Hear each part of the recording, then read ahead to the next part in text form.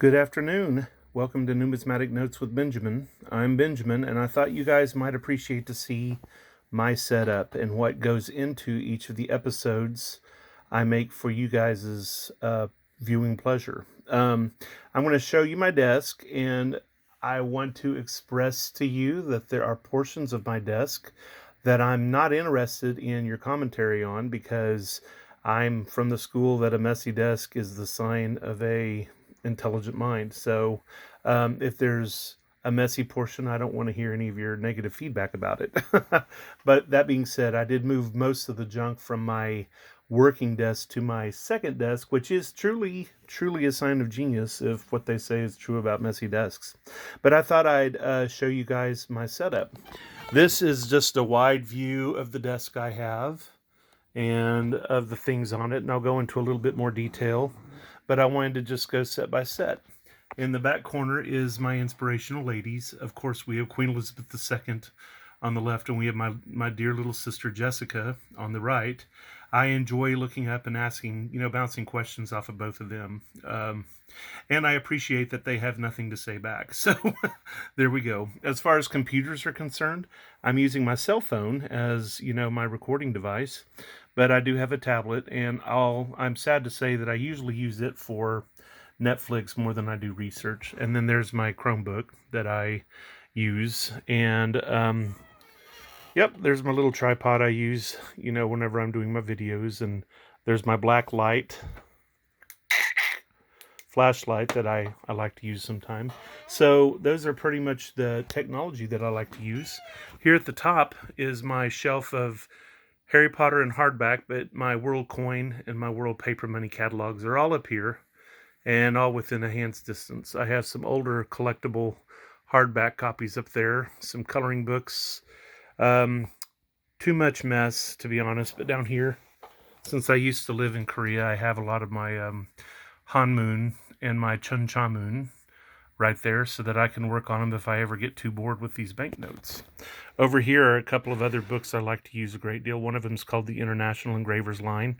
And then the book on top is The Queen's Jewels, an invaluable source that most people wouldn't realize would be helpful in a banknote or a coin context, but they'd be definitely wrong. I have a stack of notes right here. These are notes that are going to end up getting put in a file. I just got these recently, and I'm done with them. What I'm going to do. So, I usually use my notes. I usually keep my notes in two size holders: a smaller size for most notes, and then a larger size, to fit most of the bigger notes. I do have some notes that are gargantuan, and I have to use independent holders for them, but for the most part, most of my collection fits in holders that are small or large, and that'll have a better play in just a little bit. Now over here, I have notes that I want to research for future videos for you guys, and quite interesting. I want to research this note because it's from Croatia, but it was printed on Swedish paper. I want to research this note because it was signed by Che Guevara. I want to research this note because it's a Chinese note, but there's a youth wearing a Korean outfit. These are just interesting notes that I want to express. I want to share with you guys. So these are in my queue of things that I need to research. And then over here is my running file of notes that I have researched. I will write up the note and I'll put it with the note. And there's it's not really a script, but it's my list of things that I read the facts from. So I've got these all built up and all ready to go for future shows. So if I ever get bored, I can just do another show. I don't even have to do the research. But I try to do 3 or 4 of these a week. And you might go, wow, that's a lot. Well, I started researching and taking notes in my journal about a year ago. And, I keep a daily journal, but I also keep notes in my journal. And I do coin stuff in here. I do banknote stuff in here. And I even do gardening stuff in here. So this is pretty much my catch-all. Here's my garden map for the year. And since we're all stuck at home, I'm going to be able to start gardening. So here's my map, and here's the veggies I intend to work with this year. So when I'm not working with banknotes, I'll be working with dirt. Something else I like to do is whenever I do anything with my notes, I like to keep a little sticker in the corner. And this is my old school sticker. I used to cut some labels down to size, but y'all, they stick and they don't come unsticked. And so I did some research and I found these labels right here. They're Avery labels and they are multi-use, but the key word is they are removable. And I'm able to write my information and keep them in the corner here. And then if I ever want to reuse the holder or information changes, I can just peel that one off with no residue. And love it. Pay about $7 or $8 a whole container for these labels, but they are definitely worth it. The holders I mentioned, I get it cost from a local coin shop because I do some nice things for him and he does some nice things for me. So my small holders come in a holder that size and my large ones come in a holder this size. So I'll be honest with you, a lot of my notes probably are in packaging that cost more than the notes itself, but that's okay. I think any collection is probably worth putting the time into it.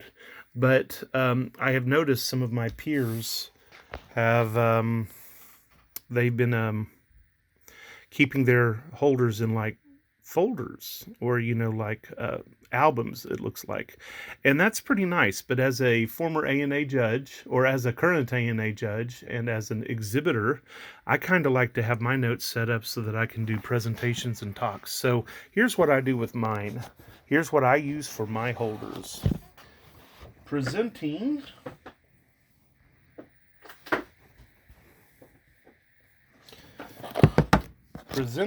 the Canadian Monster Box. This is a box that the Canadian Mint sends out its bullion to dealers in, and I guess to private collectors if they buy enough bullion. And this box is sturdy. Ain't nothing going to break it. I could stand on it, but I really don't want to have to do that for you, because what if I stumble? What if I fall? Nevertheless, I can tape these shut. I could ship these wrapped. I could seal them. I mean, they're pretty indestructible, and they also nestle and stack like a giant adult Lego. So let me show you how my notes look inside these. These are the oversized notes that I showed you earlier. I keep my notes in 2 separate holders I showed you. And so these are the large size notes, and they fit exactly in here. I mean, it's amazing. And so I keep my oversized notes in alphabetical order in boxes that look like this. I like to keep them a little loose so that I can file through them. I can find my note and pull it out. And because the note is a little bit taller than the side of this, I usually keep the lid on it even whenever I put it in a secure place. The lid's on it so I don't have any accidental bendage with my notes. And that's how I keep my big notes. And here is how I keep my little notes. Ta-da! It's another monster box, but in this case, I just keep it on the narrow. And strangely enough, the small notes fit into it perfectly as well. The notes do not go over the top of the box, so I don't really have to worry about the lids too much. I can do things like use the lid to hold my files, or to hold, articles and the notes that I'm using for research. In this case, I have a big article on airplanes that I'm working on here. Hopefully I'll get it published someday. And boom, that's what I do for my collection. I take care of my notes, and sometimes I think my notes live better than I do. This black box that I keep here is just an index card file, and since all my scripts are on indexes, and since all my notes are on indexes, whenever I'm done shooting a video, I just put all my old notes in here. So every video I've ever shot, the 42 or 43, this will be the 43rd one, I have all the scripts and all the notes here. So if I ever want to reissue, refilm, or add to, I simply have the research right here ready to go. I just love that stuff. Research, research, research. It's something I love. Now, you're asking yourself, where can I get these monster boxes that Benjamin is talking about? Well, if you live in the U.S., it might be easier than if you, or Canada, than if you live other places. But I would certainly hit up a local bullion dealer or somebody from a big coin shop, because odds are they'll have these plastic boxes in the back room, whether they end up using them or not. They might even let them go for a little bit. I know if you live here in the United States, just up the road is a coin firm I used to work for, and they have these by the hundreds. And I believe if you go onto their website, you can look for monster boxes, and you can find not only yellow ones, but perhaps orange ones, bigger ones, smaller ones. You can find them from the U.S. Mint. But I do know the Canadian ones are perfect for banknote storage. They nestle, and you can't beat their success. There's most of my note collection right there, and they're safe and sound. Why don't you click on the purple circle and like or subscribe for actual content videos.